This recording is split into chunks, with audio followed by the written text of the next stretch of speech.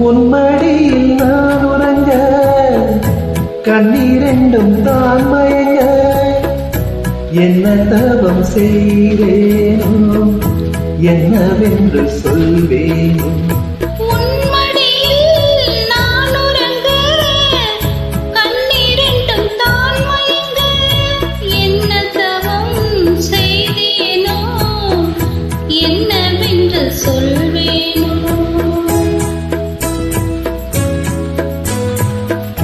ஏழ்பிறப்பும் இணைந்திருக்கும்